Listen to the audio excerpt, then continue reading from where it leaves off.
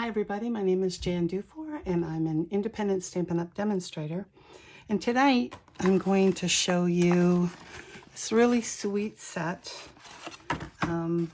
This is a pouch that will hold 8 envelopes and 8 cards.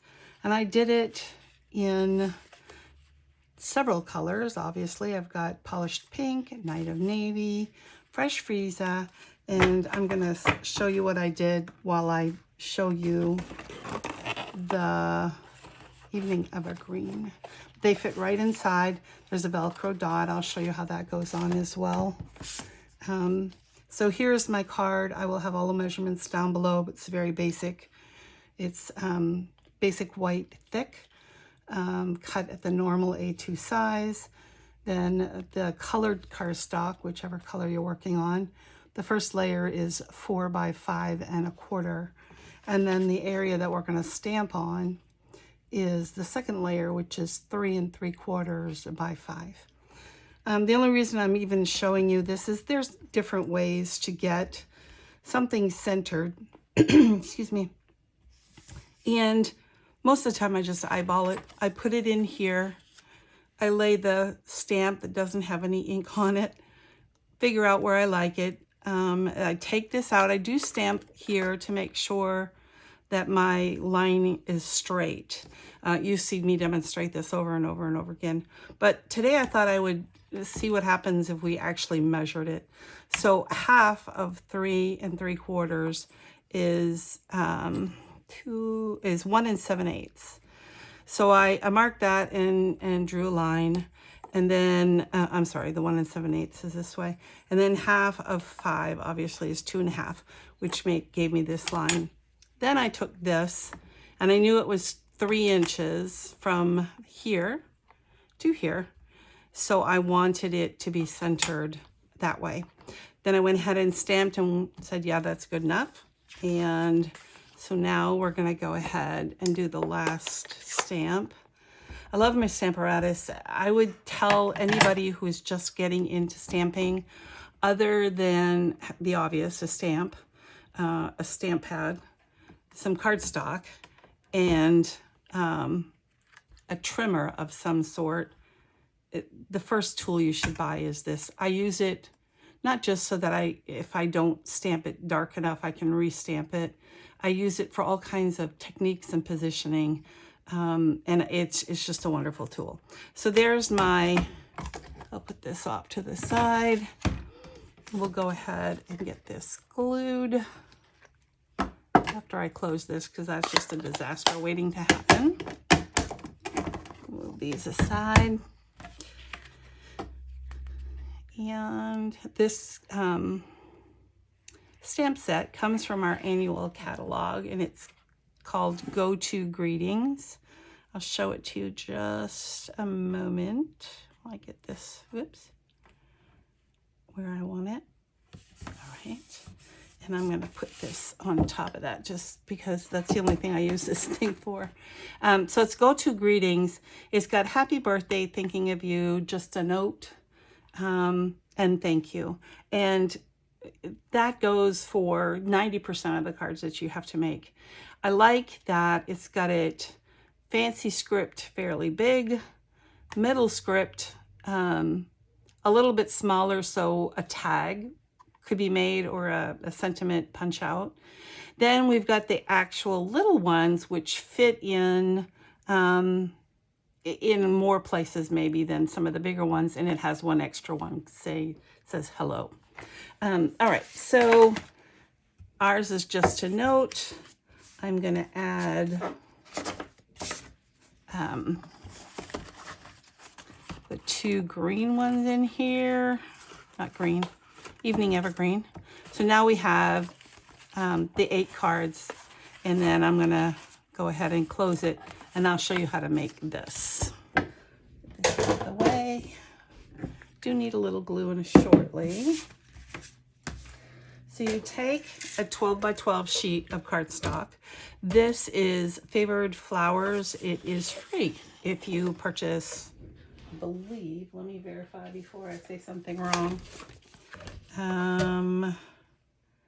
for a $50 purchase. So if you purchase $50 worth before sales tax and shipping, you get to choose one of our free stamps. There are several that are, you have to purchase $100. They're obviously larger, but this one is just $50. So, and it's also basically not directional. That's the best to have. If you do have directional, though, you want the top or the front side. That's not the right way. The direction this way, portrait, but this is at the top. So we're going to take this off. I just got my new feet. This Stampin' Up! Is so awesome. If you lose a foot on anything, the trimmer, Stamparatus, whatever, you just have to call them and tell them, and they send them to you, and they're free because they're awesome. Anyway, moving along. So this is the side that I want to show. Directionally, I feel like it's a little bit more this way, but it doesn't really matter. But we're going to go ahead and we're going to score it at 3 and at 9. Then we're going to rotate it counterclockwise. It only matters if it's directional. So now your top is over here on the left. And we're going to score at 4.5, 5.5, 10, and 10.5. And that is all. That's all it takes to make this wonderful card pouch, I guess I want to call it. So we're going to want to fold and burnish all of the edges. And that's important because the pouch, there's going to be one step where we are going to fold it on itself, and it helps if you have crisp lines. One more. I was going to say there's one more. Where is it? It's a dark cardstock. It's kind of hard to see. There we go. And then this way. 3 and 6. Celebration goes from January 1st to February 28th. So if you want to make a purchase of anything either in the regular catalog or in the new mini catalog, which comes out in January, and only goes until the end of April, to get the celebration, you need to do it before the end of February. So I'll have a sketch for you in the post. I'm sorry, I'm having a hard time here. In the post, but basically on the area where there was 2 quick lines together, you're gonna go ahead and go up, cut up. Oops. It's very hard to see when you're not looking right over it. Okay, so you're going up 2 score marks. So here was the first score, this is the second score, and you're going all the way to the second score. And then you're gonna cut right down that line. There we go. And you're gonna do the same thing on the other side. Now, none of these, I'm making sure I've got the 2 score lines. None of these are mitered, which is something we do a lot when we make boxes, but it's not necessary in this case, and it's really better if you don't. All right, so here we go. All right, these 2 are scraps. You can do whatever you like with them. The next part to get the diagonal is, it's not hard. You just have to think about what it is that you're doing. The way I like to do it, this is the top. It's going to be this part over here. And so I need to take, there's 2 that are 1 inch apart in here that we scored, the 4.5 and 5.5. I need to take the bottom line. It'll be bottom when I turn it around again on the other side, but the bottom line, lay this flat, put your finger in the corner and bring it so that it's all the way over to this side.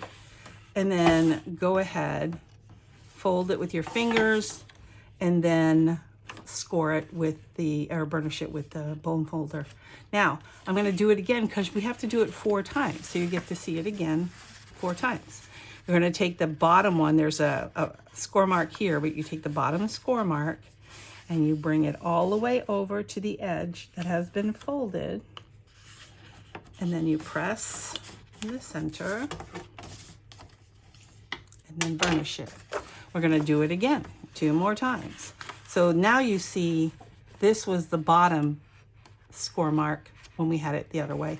Now this is the bottom. I'm doing the same thing though. I'm holding my finger there if it needs it. I'm bringing this right up to the edge and I'm holding it with my fingers and then burnishing it 1 more time. So now you can see the marks a little bit better. We're using the second score line, or the bottom one from here, putting this in the corner, bringing, you can't see it this way, I'll try to do it backwards, bringing this all the way over to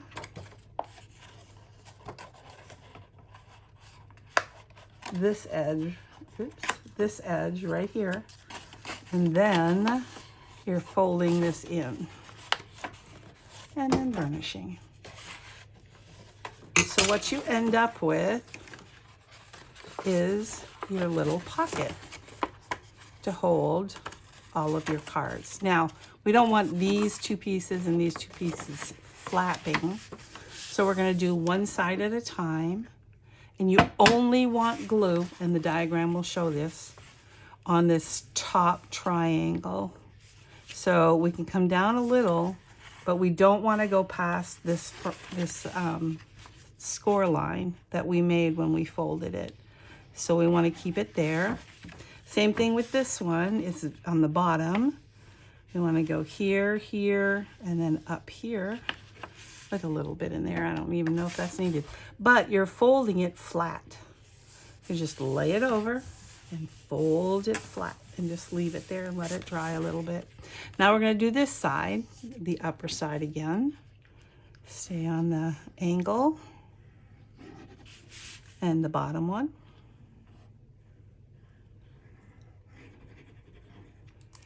And then lay this flat. These edges should meet. If they're not perfect, that's okay. As long as they're not too cattywampus, crooked, crush, depends on what language and where you're from. But essentially what it gives you is this pocket once it is completed after the folds. Now let's see, I gotta fold this one a little bit better here. Oop. Not folded quite right. I think that's the one I was trying to do without my fingers in the way, and that one working out well for me. So there we go. All right, so that goes like that. Now we want to put some kind of closure. You can use a magnet. I haven't been using a lot of magnets lately. I don't have a problem with them, but you know, somebody said they're pretty strong magnets, and if someone has a pacemaker or something else around there, you probably shouldn't have that on there. Now, when you look at these thin Velcro dots, when you pull them apart, there's the fuzzy end and then the loop scratchy end. Because that is almost clear, as you can see, or maybe not can't see, but trust me, it is mostly clear. I want this part, so I'm going to peel that off. Try not to get any glue on that. I want that on this part here. I'm going to put that down. And the only reason, I mean, it really is not a crisis if you don't do it this way. The only reason I like to do it that way is because when, it also sticks very good. So this bends this way. There's a 1/2 inch fold on the top. I kind of just press it. That's usually enough to get it in the right spot. Then you can peel it away. And as you can see, you can barely see it. But then I will go ahead and press each one so that they last. we'll go ahead and put all of our cards. Remember, we had the Evening Evergreen, Polished Pink, Night of Navy, and Fresh Freeze. I'm going to put these inside. And this is such a great gift to make ahead of time. You can make them with thank you notes. You know, even people who are like all digital need to send a note with their kid, for their teacher, or want to leave it for someone. So these are very, very handy. Of course, you can wrap it with ribbon or some kind of, just trying to make these a little crisper here, some other kind of embellishments. I tend to leave them just like this until I know who I'm giving them to.